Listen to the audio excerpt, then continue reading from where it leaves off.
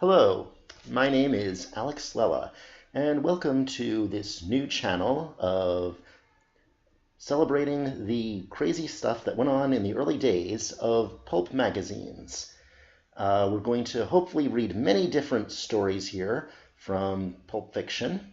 We're starting off today with a story that originally appeared in the August 1905 issue of Argosy, and it's called Professor Jonkins' Cannibal Plant. Professor Jonkins' Cannibal Plant. A triumph of cultivation which threatened a tragedy in mastication. Now, to begin with, I feel I should point out that a cannibal plant would not normally be something to get excited about. It just means that the plant eats other plants, but that's not what this story is about.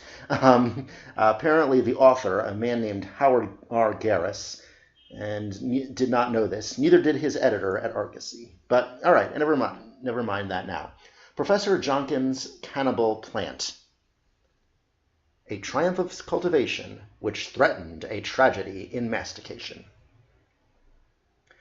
After Professor Jephthah Jonkin had by skillful grafting and care succeeded in raising a single tree that produced at different seasons apples, oranges, pineapples, figs, coconuts, and peaches, it might have been supposed he would rest from his scientific labors. But Professor Jonkin was not that kind of a man. He was continually striving to grow something new in the plant world. So it was no surprise to Bradley Adams, when calling on his friend the professor one afternoon, to find that scientist busy on his large conservatory. "What are you up to now?" asked Adams. "Trying to make a rose bush produce violets, or a honeysuckle vine bring forth pumpkins?" "Neither," replied Professor Jonkin, a little stiffly, for he resented Adams's playful tone. "Not that either of those things would be difficult. But look at that." He pointed to a small plant with bright, glossy green leaves mottled with red spots. The thing was growing in a large earthen pot. It bore 3 flowers about the size of morning glories, and not unlike that blossom in shape, save near the top there was a sort of lid similar to the flap observed on a jack-in-the-pulpit plant. "Look down one of those plants," went on the professor, and Adams, wondering what was to come, did so. He saw within a small tube, lined with fine hair-like filaments, which seemed to be in motion, and the shaft or tube went down to the bottom of the morning glory-shaped part of the flower. At the lower extremity was a little clear liquid. "Kind of a queer blossom. What is it?" asked Adams. "That," said the professor, with a note of pride in his voice, "is a specimen of the Sarracenia nepenthes." "What's that? French for sunflower, or Latin for sweet pea?" asked Adams irreverently. "It is Latin for pitcher plant," responded the professor, drawing himself up to his full height of 5'3". "One of the most interesting of the South American flora." "The name fits it pretty well," observed Adams. "I see there's water at the bottom. I suppose this isn't the pitcher that went to the well too often?" "The Sarracenia nepenthes is a most wonderful plant," went on the professor in his lecture voice, not heeding Adams' joking remarks. "It belongs to what Darwin calls the carnivorous family of flowers, and other varieties of the same species are the Dionea muscipula, or Venus flytrap, the Darlingtonian, the Pinguinicula, and Aldrovandra, as well as—" "Hold on, Professor," pleaded Adams. "I'll take the rest on faith. Just tell me about this pitcher plant. It seems interesting." "Oh, it is interesting," said the Professor Jonkin. "It eats insects." "Eats insects?" "Certainly. Watch." The professor opened a small wire cage lying on a shelf and took from it several flies. These he liberated close to the queer plant. The insects buzzed about a few seconds, dazed with their sudden liberty. Then they began slowly to circle in the vicinity of the strange flowers. Nearer and nearer the blossoms they came, attracted by some subtle perfume, as well as by a sweet syrup that was on the edge of the petals, put there by nature for the very purpose of drawing hapless insects into the trap. The flies settled down, some on the petals of all three blossoms. Then a curious thing happened. The little hair-like filaments in the tube within the petals suddenly reached out and wound themselves out about the insects, feeding on the sweet stuff, and which seemed to intoxicate them. In an instant, the flies were pulled to the top of the flower shaft by a contraction of the hairs, and then they went tumbling down the tube into the miniature pond below, where they were drowned after a brief struggle. Their crawling back was prevented by spines growing with points down, as the wires in some rat traps are fastened. Meanwhile, the cover of the plant closed down. "Why, it's a regular fly trap, isn't it?" remarked Adams, much surprised. "It is," replied the professor. "The plant lives off the insects it captures. It absorbs them, digests them, and when it is hungry again, catches more." "Where'd you get such an uncanny thing?" asked Adams, moving away from the plant, as if he feared it might take a sample bite out of him. "A friend sent it to me from Brazil." "But you're not going to keep it, I hope." "Oh, I certainly am," rejoined Professor Jonkin. "Maybe you're going to train it to come to the table and eat like a human being?" suggested Adams, with a laugh that nettled the professor. "I wouldn't have to train it much to induce it to be polite," snapped back the owner of the pitcher plant. And then, seeing that his jokes were not relished, Adams assumed an interest he did not feel, and listened to a long dissertation on botany in general, and carnivorous plants in particular. He would much rather have been eating some of the queer hybrid fruits the professor raised. He pleaded an engagement when he saw an opening in the talk, and went away. It was some months after that before he saw the professor again. The botanist was busy in his conservatory in the meantime, and the gardener he hired to do rough work noticed that his master spent much time in that part of the glass house where the pitcher plant was growing. For Professor Jonkin had become so much interested in his latest acquisition that he seemed to think of nothing else. His plan for increasing strawberries to the size of peaches was abandoned for a time, as was his pet scheme of raising apples without any core. The gardener wondered what there was about the South American blossoms to require such close attention. One day he thought he would find out, and he started to enter that part of the conservatory where the pitcher plant was growing. Professor Jonkin halted him before he had stepped inside, and sternly bade him never to appear there again. As the gardener, crestfallen, moved away after a glimpse into the forbidden region, he muttered, "My, that plant has certainly grown, and I wonder what the professor was doing so close to it. Looked as if he was feeding the thing." As the days went by, the conduct of Professor Jonkin became more and more curious. He scarcely left the southern end of the conservatory, save at night when he entered his house to sleep. He was a bachelor, and had no family cares to trouble him, so he could spend all his time among the plants. But hitherto he had divided his attention among his many experiments in the floral kingdom. Now he was always with his mysterious pitcher plant. He even had his meals sent into the greenhouse. "Be you keeping boarders?" asked the butcher boy of the gardener one day, pausing on his return to the store, his empty basket on his arm. "No. Why?" "Oh, the professor has ordered in so much meat lately. I thought you had some company." "No, there's only us two. Mr. Adams used to come to dinner once in a while, but not lately." "Then you and the professor must have big appetites." "What makes you think so?" "The number of beefsteaks you eat." "Number of beefsteaks? Why, my lad, the professor and I are both vegetarians." "What's them?" "We neither of us eat a bit of meat. We don't believe it's healthy." "Oh, then what becomes of the 3 long porterhouse steaks I deliver to the professor in the greenhouse every day?" "Porterhouse steaks?" questioned the gardener, amazed. "Do you feed 'em to the dog?" "We don't keep a dog." But the butcher boy questioned no further, for he saw a chum and hastened off to join him. 3 porterhouse steaks a day?" mused the gardener, shaking his head. "I do hope the professor has not ceased to be a vegetarian, and it looks mighty suspicious. And he's doing it on the sly, too, for there's been no meat cooked in the house, that I'm sure." And the gardener, sorely puzzled over the mystery, went off, shaking his head more solemnly than ever before. He resolved to have a look in the place the professor guarded so carefully. He tried the door when he was sure his master was in another part of the conservatory, but it was locked, and no key the gardener had would unfasten it. A month after the gardener had heard of the porterhouse stakes, Adams happened to drop in to see his friend the professor again. "He's in with the Sarracenia Nepenthes," said the gardener in answer to the visitor's inquiry, "but I doubt if he will let you enter." "Why won't he?" "Because he's become mighty close-mouthed of late over that pitcher plant." "Oh, I guess he'll see me," remarked Adams confidently, and he knocked on the door that shut off the locked section of the greenhouse from the main portion.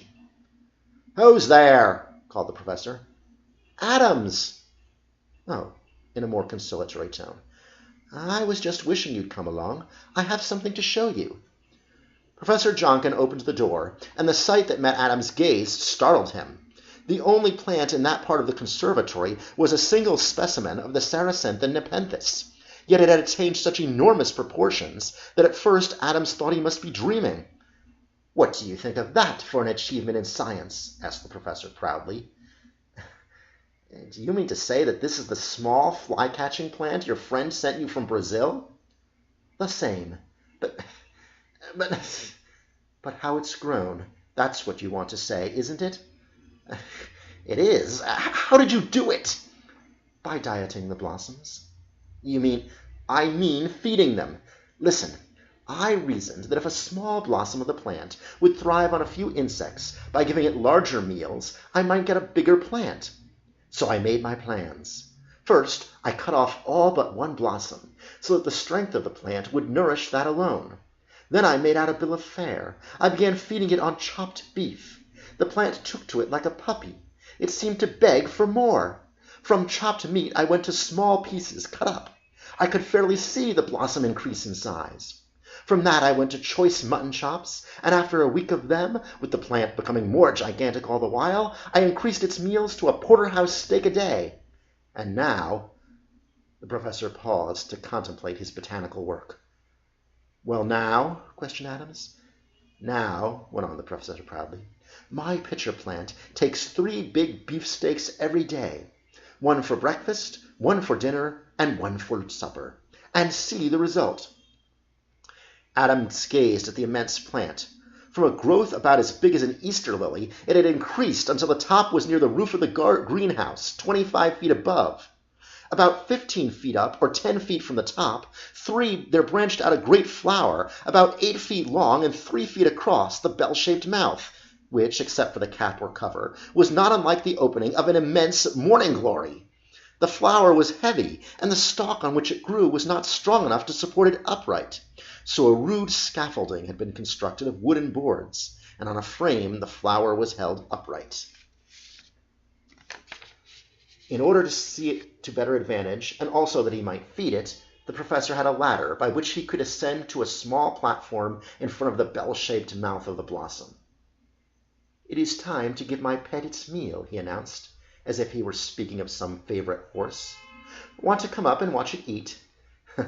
"No, thank you," responded Adams. "It's too uncanny." The professor took a large steak, one of the 3 which the butcher boy had left that day. Holding it in his hand, he climbed up the ladder and was soon on the platform in front of the plant. Adams watched him curiously. The professor leaned over to toss the snake into the yawning mouth of the flower. Suddenly Adams saw him totter, throw his arms wildly in the air, and then, as if drawn by some overpowering force, he fell forward, lost his balance, and toppled into the maw of the pitcher plant. There was a jar to the stalk and blossom as the professor fell within. He went head first into the tube, or eating apparatus of the strange plant, his legs kicking out for an instant, kicking wildly. Then he disappeared entirely. Adams didn't know whether to laugh or be alarmed. He mounted the ladder and stood in amazement before the result of the professor's work as he looked down into the depth of the gigantic flower, increased 100 times in size. He was aware of a strange, sickish sweet odor that seemed to steal over his senses. It was lulling him to sleep, and he fought against it. Then he looked down and saw that the huge hairs or filaments with which the tube was lined were in violent motion. He could just discern the professor's feet about 3 feet below the rim of the flower. They were kicking, but with a force growing less every second. The filaments seemed to be winding about the professor's legs, holding him in a deadly embrace. Then the top cover or flap of the plant closed down suddenly. The professor was a prisoner inside. The plant had turned cannibal and eaten the man who had grown it. For an instant, fear deprived Adams of reason. He did not know what to do. Then the awful plight of his friend brought back his senses. "Professor," he shouted, "are you alive? Can you hear me?" "Yes," came back in faint and muffled tones. "The beast has me, all right." There followed a series of violent struggles that shook the plant. "I'll get you out. Where's an axe? I'll chop the cursed plant to pieces," cried Adams. "Don't, came in almost pleading tones from the imprisoned professor. "Don't what?" "Don't hurt my pet." "Your pet?" snorted Adams angrily. "A nice kind of pet you have, one that tries to eat you alive. But I've got to do something if I want to save you. Where's the axe?" No, begged the professor, his voice becoming more and more muffled. "Use chloroform." "Use what?" "Chloroform. You'll find some in the closet." Then Adams saw what the professor's idea was. The plant could be made insensible, and the imprisoned man released with no harm to the blossom. He raced down the ladder, ran to a closet where he had seen the professor's stock of drugs and chemicals stowed away on the occasion of former visits, and grabbed a big bottle of chloroform. He caught up a towel and ran back up the ladder. Not a sign of the professor could be seen. The plant had swallowed him up. But by the motion and swaying of the flower, Adams knew his friend was yet alive. He was in some doubt as to the success of this method, and would rather have taken an axe and chopped a hole in the side of the blossom, thus releasing the captive. But he decided to obey the professor. Saturating the towel well with the chloroform, and holding his nose away from it, he pressed the wet cloth over the top of the blossom, where the lid touched the edge of the bloom. There was a slight opening at one point, and Adams poured some of the chloroform down this. He feared lest the fumes of the anesthetic might overpower the professor also, but he knew they would soon pass away if this happened. For several minutes he waited anxiously. Would the plan succeed? Would the plant be overcome before it had killed the professor inside? Adams was in a fever of terror. Again and again he saturated the towel with the powerful drug. Then he had the satisfaction of seeing the lid of the pitcher plant relax. It slowly lifted and fell over to one side, making a good-sized opening. The strong filaments, not unlike the arms of a devilfish, Adam thought, were no longer in easy motion. They had released their grip on the professor's legs and body. The spines, which had pointed downward, holding the plant's prey, now became limber. Adams leaned over. He reached down, grasped the professor by the feet, and, being a strong man, while his friend was small and light, he pulled him from the tube of the flower. A little dazed from the fumes of the chloroform the plant had breathed in, but otherwise not much the worse for his adventure. He had not reached the water at the bottom of the tube, which fact saved him from drowning. "Well, you certainly had a narrow squeak," observed Adams as he helped the professor down the ladder. "I did," admitted the botanist. "If you had not been on hand, I don't know what would have happened. I suppose I would have been eaten alive." "Unless you could have cut yourself out of the side of the flower with your knife," observed Adams. "What? And killed the plant I raised with such pains?" ejaculated the professor. "Spoil the largest Sarracenia nepenthes in the world? I guess not. I would rather have let it eat me." "I think you ought to call it the cannibal plant instead of the pitcher plant," suggested Adams. "Oh, no," responded the professor dreamily, examining the flower from a distance to see if any harm had come to it. "But to punish it, I will not give it any supper or breakfast. That's what it gets for being naughty," he added, as if the plant were a child. "And I suggest that when you feed it hereafter," said Adams, "you pass the beefsteaks in on a pitchfork. You won't run so much danger then." "That's a good idea. I'll do it," answered the professor heartily. And he has followed that plan ever since. So that was Professor Jonkins' Cannibal Plant by Howard Sadris. Definitely an interesting story. I already mentioned that it wasn't really a cannibal plant because cannibal plants eat other plants, not meat. Also, I'm not an expert, but would chloroform be of any use against a plant? I don't understand exactly how chloroform works. Oh well, this was our first story. I hope you liked it. Hopefully we will do many more stories on this channel, and we won't all do science fiction or horror. We can do westerns, we can do war stories. In fact, if you want, you can even make suggestions in the comments. Only one thing is that I'm only going to read stories which I believe are in the public domain, because I do not want to get sued. So thank you very much for joining us, and I'll see you next time. This has been Alex Lella.